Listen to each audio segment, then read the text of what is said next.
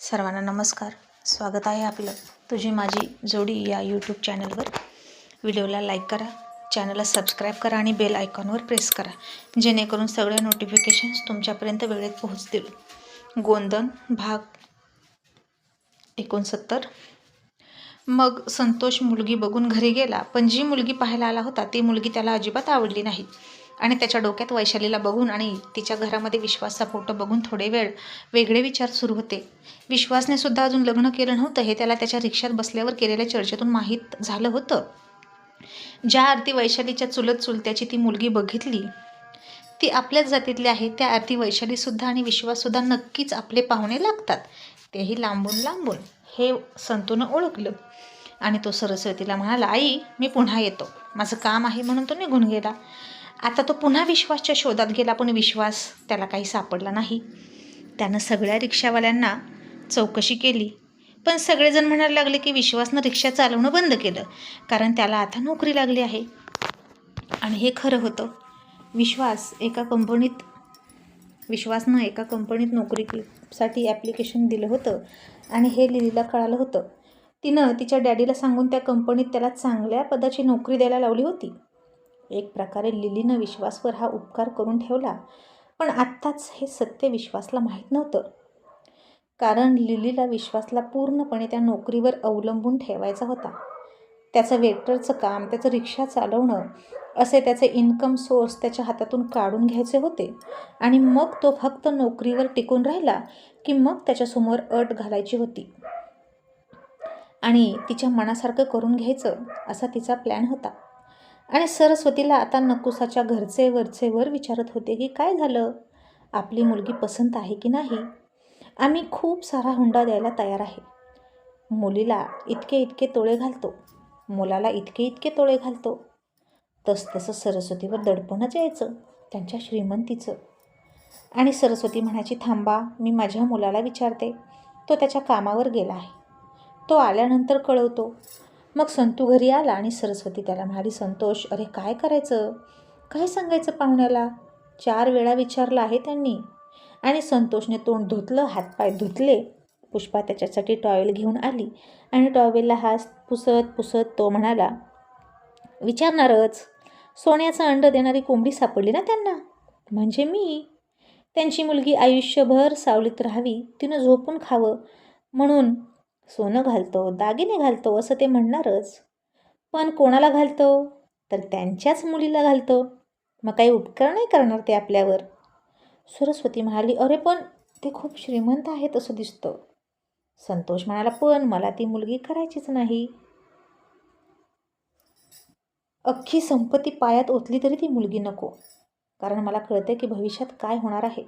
सरस्वती म्हणाली, अरे तू असं काय विचार करतो, कदाचित आपला गैरसमज होत असेल ती मुलगी ओळखण्यात. पहिल्याच भेटीत तू कशी काय तिला ओळखली. संतोष हसला आणि म्हणाला, आई मी गैरसमज करून घेईन असं वाटतं का. अगं दुनिया फिरलोय, मी बघतोय माझ्या मित्रांची अवस्था. अगं नवऱ्याला नोकरी असली ना की या बायका खूप विचित्र वागतात, अजिबात घरातल्या इतर लोकांना भाव देत नाहीत, फक्त नवरा आणि आपण एवढंच त्यांना हवं असतं. पुष्पा हसली आणि म्हणाली, संतू भावड्या, मला ना तुझं लय हसायला येतं बघ, तू कधी कधी आमचा इतका विचार करतो हे बघून तुझ्यावर लय मायाकूर वाटते. आणि त्यानं पुष्पाला जवळ घेतली, तिच्या डोक्यावर हात ठेवून म्हणाला, आणि हीच माया, कुणीतरी बाहेरची मुलगी येऊन तोडू नये म्हणून, मला ती मुलगी नको. लग्न आयुष्यात एकदाच होतं, तो खूप महत्त्वाचा निर्णय असतो आणि तो निर्णय मला विचारपूर्वकच घ्यायचा आहे. उगीचच हुंड्याला देखणेपणाला भुललो तर आयुष्यभर पश्चाताप करावा लागेल आणि मला माझ्या माणसांपासून दूर जावं लागेल. आधीच त्या जनाकाकीमुळं माझे वडील माझ्या आईपासून दुरावले, माझ्या बायकोमुळे मला माझ्या आईपासून दूर व्हायचं नाही. सरस्वती म्हणाली, अरे पण त्या पाहुण्यांना हो किंवा नाही हे तर सांगितलं पाहिजे की नाही, ते उगीचच आशा लावून बसले आहेत, तोळ्यावर तोळे चढवून बोलत आहेत, रोज वेगळ्या वेगळ्या लोकांना निरोप घेऊन घरी पाठवत आहेत. आणि इतक्यात एक ओळखीचा माणूस आलाच आणि तो संतूला रामराम घालत म्हणाला, तुम्ही बघितलेली मुलगी नकुसा, तिच्या घरच्यांनी निरोप पाठवलाय, हुंड्यामध्ये ते तुला 2 चाकी गाडीसुद्धा द्यायला तयार आहेत, पण लग्नाला तयार हो म्हणतात. तुमचा निर्णय कळवा की पटकन, का थांबला आहात, इतकं चांगलं सीट पुन्हा मिळणार नाही. तशी पुष्पा हसायला लागली आणि म्हणाली, भावड्या, तुझं नशीब किती चांगलं आहे रे, तुला सांगून मुली येतात. आणि संतू हसला आणि म्हणाला, चांगलं नाही तर लग्न केल्यावर मला रडायची पाळी येणार. नाही बाबा, आता तर ही मुलगी नकोच, कारण ती ढेगभर हुंडा घेऊन येईल आणि माझ्या डोक्यावर प्रत्येक वेळी मिऱ्या वाटून म्हणेल की मी इतका हुंडा आणला आहे, मी काम करणार नाही. तुझ्या आईला काम लाव, तुझ्या बहिणीला काम लाव, तू माझं ऐकायचं. आणि त्या गाडीची चावी स्वतःकडेच घेऊन बसेल आणि वेळोवेळी तिच्या हुंड्याच्या बडाया मारेल. त्यापेक्षा नकोच. सरस्वती हसली आणि म्हणाली, मग नकार तरी कळव. आणि संतू म्हणाला, कळवणार, नक्की कळवणार. आणि संतू सकाळी सकाळी गाडी काढून लगेच म्हणाला, आई चल, आत्ताच्या आत्ता त्यांना निर्णय कळवू. असं म्हणून दोघेही पुन्हा फिरून त्याच गावात गेले. आणि संतू पुन्हा तिथं गेला, पण नकुसाच्या घरी न जाता डायरेक्ट वैशालीच्याच घरात शिरला. आणि आता पद्मासुद्धा घरात होती. अचानक संतूला सरस्वतीला आलेला बघून पद्मा गोंधळली आणि ती म्हणाली, कोण आहात तुम्ही, काय पाहिजे?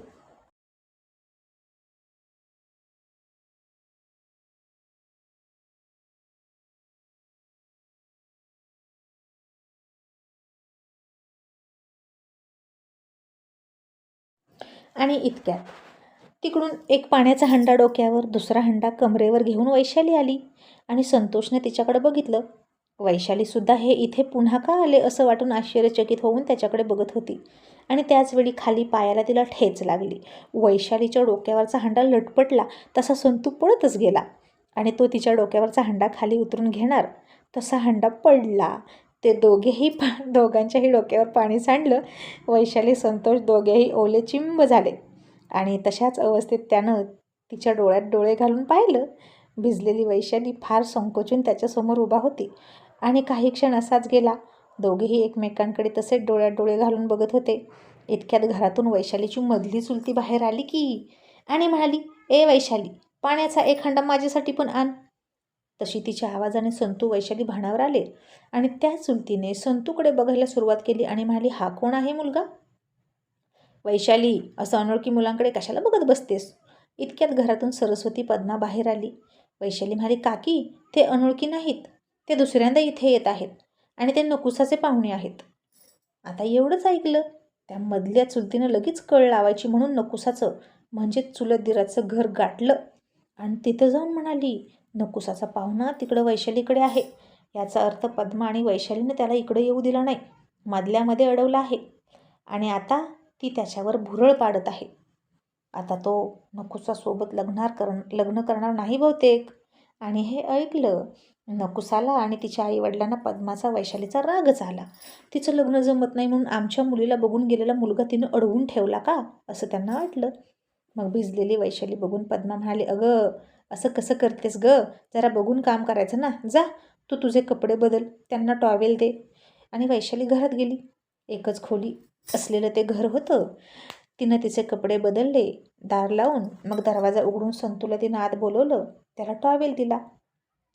आता संतू तिच्याकडे बघत बघत त्याचे केस पुसत होता आणि वैशाली तिथंच ज्वारीच्या पोत्याला टेकून उभा राहिली होती आणि त्याच्या रुबाबदार व्यक्तिमत्वाकडे लाजून लाजून नजर चोरून बघायची. आणि संतूचा नाही म्हटलं तरी साहेबी थाट त्याच्या वागण्या बोलण्यातून दिसायचा. आणि वैशाली बोलायचं म्हणून त्याला म्हणाली, तुम्ही पुन्हा आलात का, म्हणजे तुमचं आणि नकुसाचं लग्न जमतंय वाटतं. संतोष तिला म्हणाला, असं तुम्हाला कोण म्हणालं की माझं आणि तिचं लग्न जमतंय? मी तर अजून माझा होकार कळवलेला नाही. वैशाली म्हणाली, आत्ताच ती म्हणत होती की इतका इतका हुंडा देणार आहे, गाडी पण देणार आहे, मग ते नाही म्हणणारच नाही, माझ्यासारखी दुसरी मुलगी त्यांना भेटणारच नाही. आणि संतू गप्प बसला. आणि झालं. इतक्यात नकुसाचे आईवडील कालवा करत आले, वैशाली आणि पद्माला शिव्या घालत. आणि वैशाली आणि संतोषला एका खोलीमध्ये एकत्र बघितलं. आणि मग तर त्यांचा तिळपापडच झाला की नकुसाचा होणारा नवरा तू खोलीत घेऊन काय करतेस, म्हणून वैशालीला शिव्या द्यायला लागले. तशी वैशाली घाबरली, पद्मासुद्धा घाबरली. आणि संतू, सरस्वती, ही काय विचित्र माणसं आहेत म्हणून हक्काबक्का होऊन बघायला लागले. पण आता वैशालीची भावकी अशीच होती. सख्खे चुलते चुलत्याही तशाच आणि चुलत चुलते चुलत्यासुद्धा तशाच. वैशालीचा विश्वास तर त्यांना अजिबात बघवत नव्हतं. आणि पद्मा त्या चुलत दिराला म्हणाली, काय झालं, तुम्ही अशा शिव्या का देताय डायरेक्ट? आणि तिची चुलत जाऊ म्हणाली, हा पाहुणा आमच्या नकुसाला बघून गेला होता तो इथं काय करतो? तुझी वैशी आणि तो एका खोलीत आहेत.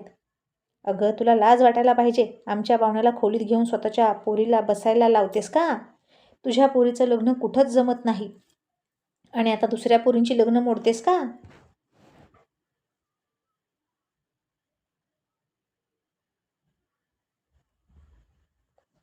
तुझ्या पोरीला जर इतकीच आग असेल तर एखाद्या कोठ्यावर बसवून येऊन. अशी ती चुलती वैशालीला शिव्या घालत होती आणि नको नको ते बोलत होती. आणि ते ऐकून वैशालीला, पद्माला वाईट वाटत होतं आणि मधल्या चुलतीला मात्र कळ लावून छान वाटत होतं. पद्मा त्या चुलत जावेला म्हणाली, तुमचा काहीतरी गैरसमज होतोय. हे पाहुणे आम्ही नाही बोलवले, ते स्वतः होऊन येथे आलेत. तुम्ही विचारा हवं तर त्यांना. आता मग नकुसाचा वडील म्हणाला, संतूला, पाहुणं तुम्ही इथं कशाला आलाय? तुम्ही चला तिकडं. तुम्ही आमच्या घरी येणार होता ना? हे घर चांगलं नाही म्हणून या घरी कोणतेच पाहुणे येत नाहीत.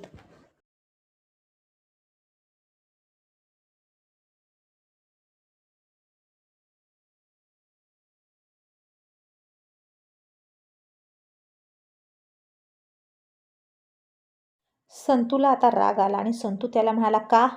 हे घर का चांगलं नाही? इथे पण माणसंच राहतात ना? आणि इथे मला कोणीच बोलवलं नाही. मी स्वतः आलोय आणि मी इथेच पाहुणा होऊन आलो आणि मी तुमच्या मुलीला होकार देण्यासाठी नाही आलो, तर इथे वैशालीला मागणी घालायला आलोय. मी यापूर्वीही इथे आलो होतो आणि मलाही पसंत आहे. आणि आता संतोषचं बोलणं ऐकलं नकुसाचे आईवडील चकितच झाले. आणि नकुसाचे आईवडील आणि पद्माला तर काय बोलावं ते कळेना. मधली चुलतीसुद्धा संतूकडे आता डोळे फाडून बघत होती. त्याच्यासारखा शिकल्या सवरलेला नोकरदार माणूस आता वैशालीचा नवरा होणार म्हणून तिला आत्तापासूनच बघवना. आणि नकुसाची आई म्हणाली, या वैशालीमध्ये काय आहे जे तिला पसंत केलं? माझी नकुसा तिच्यापेक्षा देखणी आहे आणि आम्ही हुंडासुद्धा तुला भरपूर देतोय. या पद्माकडे तुला दगडसुद्धा मिळणार नाहीत. ती खूप गरीब आहे. आणि संतू म्हणाला, तुम्ही मला हुंडा देऊन खरेदी करायला बघताय का? मी बाजारात विकायला मांडलेली वस्तू नाही, जे तुम्ही तोळ्यावर तोळे वाढवून गाड्या घोडं देऊन ती खरेदी करायला आलात. माझ्यासाठी लग्न हे लग्न आहे, एक पवित्र बंधन आहे, बाजार नाही. त्यामुळे मला तुमची मुलगीही नको, तुमचा हुंडासुद्धा नको. मग तिथं नकुसासुद्धा आली आणि तोंड उचलून म्हणाली, या वैशीमध्ये असं काय बघितलं तुम्ही? तिला तर धड रंग नाही की रूप नाही आणि शिक्षणसुद्धा माझ्यापेक्षा कमी आहे. आता वैशालीच्या बाजूनं बोलत संतोष म्हणाला, वैशालीमध्ये काय आहे आणि काय नाही हे मी तुला सांगण्याची गरज नाही, पण तुझ्यात तरी असं काय आहे मी जे तुला पसंत करावं? बाकी सगळं जाऊ दे, पण तुझ्यामध्ये साधे संस्कारसुद्धा नाहीत आणि म्हणून मी तुला सिलेक्ट केलं नाही. आणि तेच संस्कार मला वैशालीमध्ये दिसले, तेही पहिल्या भेटीतच, आणि म्हणून मी तिला सिलेक्ट केलं. असं म्हणून नकुसाचा अपमान संतोषनं केला आणि तिचे आईवडील चिडले. आता हे सगळं सरस्वती, पद्मा आणि वैशालीसुद्धा थक्क होऊन ऐकत होती. आणि मधली चुलती फोडणी घालत म्हणाली, पण असं कसं? पद्मा, अगं तुला काही कळतं की नाही? नकुसा कोणी परक्याची आहे का? तिला आलेले पाहुणे तू वैशालीसाठी कशाला घरात घेतलेस? आणि पद्मा म्हणाली, पण मला यातलं काहीच माहीत नाही. मी तर यांना पहिल्यांदाच बघते. वैशाली, अगं हे आधी आपल्या घरी आले होते का? वैशाली म्हणाली, हो आई, हे दोघेही आले होते. ज्या दिवशी खूप पाऊस आला होता ना पहिला, त्या दिवशी. आणि नकुसाचे आई वडील म्हणाले, हो, त्याच दिवशी हे आमच्या नकुसाला बघायला आले होते. पण आता बघूच ते वैशालीसोबत लग्न कसं करतो. आम्ही हे लग्न होऊ देणार नाही. पद्मा, लक्षात ठेव, तुला भावकीला तोंड द्यावं लागेल. आणि घाबरट पद्मा आता गप्प बसली. आणि संतोष म्हणाला, माझी मर्जी आहे. मी कोणाशी लग्न करायचं कोणाशी नाही हे तुम्ही सांगण्याची गरज नाही. समजलं? तुम्ही अडवू शकतच नाही. आणि वैशालीची आई, तुम्ही तरी का घाबरता? मी वैशालीशी लग्न करायला तयार आहे. मला कोणताही हुंडा नको, काहीच नको. मला फक्त वैशाली हवी. आणि हे ऐकून पद्मा कोड्यात पडली. एकीकडे लेकीचं सुख घरी चालून आलं होतं. ज्या क्षणाची ती वाट बघत होती तो क्षण आला होता आणि आता तिची भावकी अशा प्रकारे तिला अडवत होती. आणि मधली चुलती म्हणाली, पद्मा, अगं वैशालीचं लग्न करशील याच्यासोबत, पण विश्वासचं काय? तुझ्या विश्वासला कोण पोरगी देईल जर तू असं केलंस तर? विश्वास बिन लग्नाचा राहील. आणि संतू लगेच म्हणाला, त्याचीसुद्धा काळजी नका करू तुम्ही. विश्वासचं सुद्धा लग्न होऊन जाईल आणि ते पुढचे पुढे बघू. सध्या तरी मला वैशाली पसंत आहे आणि मी तिच्याशीच लग्न करणार. मग बाकी कोणी कितीही हुंडा दिला तरी मला तो नको आहे, असं म्हणून त्यानं नकुसाच्या आईवडिलांकडे बघितलं. आणि नकुसाकडेही रागात बघितलं.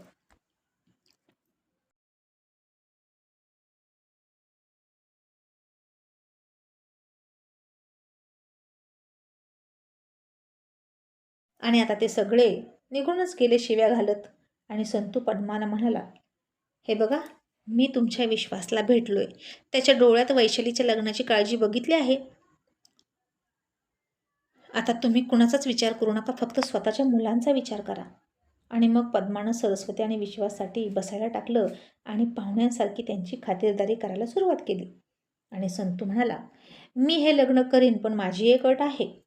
आणि पद्मा म्हणाली, काय काय अट आहे तुमची? हुंडा सोडून काहीही देईन, कारण आमच्याकडे काहीच नाही. आणि संतू म्हणाला, माझ्या बहिणीचं सुद्धा लग्न होत नाही, तिचं लग्न विश्वास सोबत करायचं. असं म्हणून संतूनं विश्वासच्या फोटोकडे बोट दाखवलं आणि म्हणाला, नक्षत्रासारखी बहीण आहे माझी. काहीही म्हणा, पण आमच्या पुष्पासाठी हाच मुलगा परफेक्ट आहे. मला वैशालीकडून हुंडा नको, उलट मीच तुम्हाला हवा तेवढा हुंडा देईन पुष्पासाठी. माझ्या बहिणीत एकही खोट नाही, आम्हीच, आणि आपण साटलोटं करूया. आणि हे ऐकून पद्मा चाटच पडली, कारण आंधळा मागतो एक डोळा आणि देव देतं 2 डोळे, अशी तिची अवस्था झाली होती. मग आता पुढं काय होईल हे पाहणं खूप इंटरेस्टिंग ठरणार आहे. आणि हे ऐकून विश्वास काय करेल हे बघूया. थँक्यू.